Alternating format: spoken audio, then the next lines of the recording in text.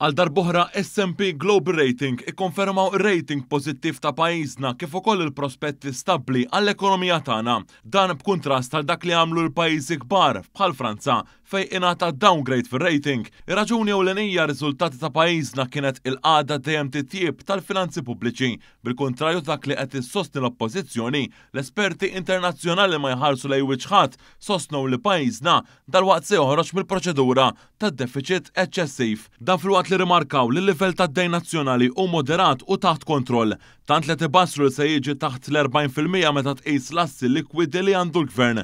Minn dan ir-rapport ħareġ ukoll id-dejn ta' Malta huwa sostenibbli u affordabbli dan mentri ekonomija b'saħħitha qed twassal għal żidiet qawwija ħafna fit-dħul tal-gvern. Skont Standard & Poor's l-ekonomija Maltija se tibqa' tikber brata medja 3.5% u brata ferm għolja fil-kuntest Ewropew, imma jidher li l-bżonn ta' aktar ħaddiema barranin beda jonqos frott id-deċiżjonijiet għaqlija li ħal-gvern. L-esperti internazzjonali faħru l-enfasi li jingħata it-taħriġ u l-investiment fil-kapital uman għax dan ser itejjeb il-produttività.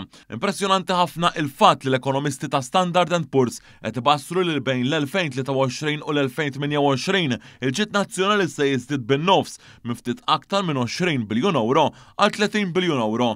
Dan filwaqt li r-rata tal-qatt imbassra li taqa' għal 2.6%. Sarettant dwar din l-aħbar reaġixxa l-Prim Ministru Robert Abela fuq il-medja soċjali. Dr. Abela qal kif din l-Aġenzija Internazzjonali innotat kif l-ekonomija ta' pajjiżna irreżiljenti, sinjura, stabbli, fit-triq tajba u b'saħħitha. Il-Prim Ministru sostna kif l-esperti internazzjonali tennew kif il-finanzi pubbliċi qed jesperjenzaw titjib id-dejn u moderat waqt li tkabbir ekonomiku se jibqa' f'postu.